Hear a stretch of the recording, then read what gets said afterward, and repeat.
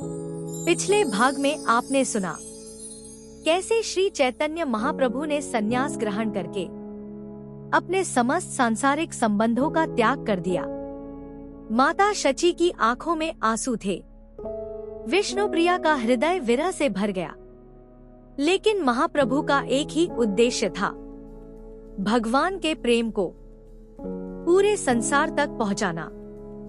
माता शची की इच्छा का सम्मान करते हुए उन्होंने वृंदावन जाने का विचार बदल दिया और जगन्नाथपुरी को अपना निवास बनाने का निर्णय लिया। यहीं से आरंभ होती है उनके जीवन की एक नई दिव्य यात्रा। अब आगे संन्यास लेने के बाद श्री चैतन्य महाप्रभु अपने कुछ प्रिय भक्तों के साथ जगन्नाथपुरी की ओर चल पड़े। रास्ते भर वे हरिनाम संकीर्तन करते, गांव-गांव रुकते, लोगों को भगवान श्री कृष्ण के नाम का महत्व बताते। जहां भी वे पहुंचते, लोग उनके दर्शन के लिए उमड़ पड़ते। उनके मुख से निकला हरे कृष्ण सुनते ही असंख्य लोग भाव विभोर हो जाते।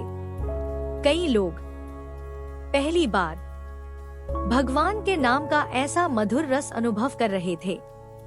लंबी यात्रा के बाद एक दिन दूर से जगन्नाथपुरी के विशाल मंदिर का शिखर दिखाई दिया। मंदिर का ध्वज हवा में लहरा रहा था।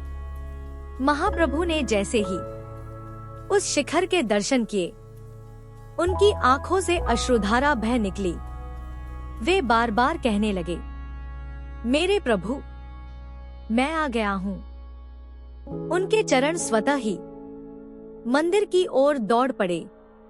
जब वे भगवान जगन्नाथ के समक्ष पहुँचे तो उनका हृदय असीम प्रेम से भर उठा।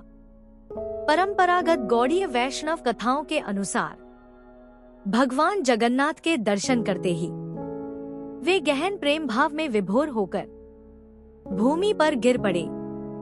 मंदिर के सेवक और वहां उपस्थित लोग यह दृश्य देखकर आश्चर्यचकित रह गए।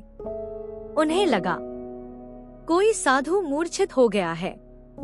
उसी समय पुरी के महान विद्वान सार्वभौम भट्टाचार्य वहां पहुंचे।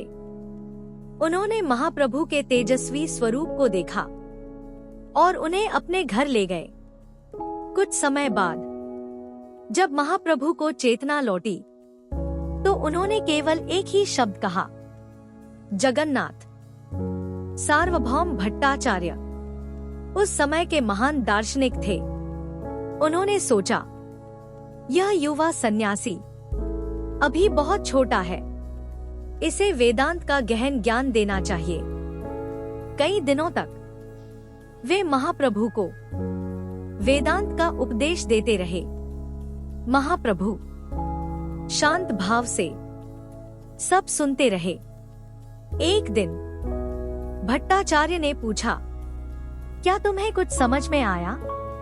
महाप्रभु ने अत्यंत विनम्रता से कहा, आपकी व्याख्या बहुत गहन है, लेकिन भगवान का प्रेम किसी भी तर्क से बड़ा है।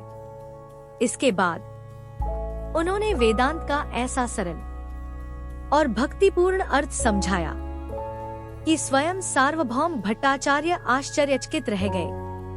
उन्हें अनुभव हुआ कि उनके सामने कोई साधारण सन्यासी नहीं, बल्कि भगवान के प्रेम का साक्षात स्वरूप खड़ा है। कहा जाता है कि उसी दिन सार्वभौम भट्टाचार्य ने महाप्रभु के चरणों में प्रणाम किया और स्वयं भगवान श्री कृष्ण के भक्त बन गए। यह घटना पुरी के इतिहास में एक नए युग की शुरुआत थी। अब जगन्नाथपुरी महाप्रभु की लीलाओं का प्रमुख केंद्र बन चुका था। देश के कोने कोने से भक्त, विद्वान और साधु उनके दर्शन के लिए आने लगे। लेकिन महाप्रभु का हृदय अब भी एक और इच्छा से भरा हुआ था। वे चाहते थे कि भगवान श्री कृष्ण का प्रेम केवल पुरी तक सीमित न रहे, बल्कि पूरे भारत में फैल जाए। और इसी उद्देश्य से उन्होंने एक महान यात्रा का निर्णय लिया।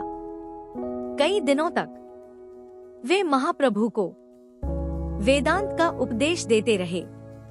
महाप्रभु शांत भाव से सब सुनते रहे। एक दिन भट्टाचार्य ने पूछा, क्या तुम्हें कुछ समझ में आया? महाप्रभु ने अत्यंत विनम्रता से कहा, आपकी व्याख्या बहुत गहन है, लेकिन भगवान का प्रेम किसी भी तर्क से बड़ा है। इसके बाद उन्होंने वेदांत का ऐसा सरल और भक्तिपूर्ण अर्थ समझाया कि स्वयं सार्वभौम भट्टाचार्य आश्चर्यचकित रह गए। उन्हें अनुभव हुआ कि उनके सामने कोई साधारण सन्यासी नहीं, बल्कि भगवान के प्रेम का साक्षात स्वरूप खड़ा है। कहा जाता है कि उसी दिन सार्वभौम भट्टाचार्य ने महाप्रभु के चरणों में प्रणाम किया और स्वयं भगवान श्री कृष्ण के भक्त बन गए। यह घटना पुरी के इतिहास में एक नए युग की शुरुआत थी। अब जगन्नाथपुरी महाप्रभु की लीलाओं का प्रमुख केंद्र बन चुका था।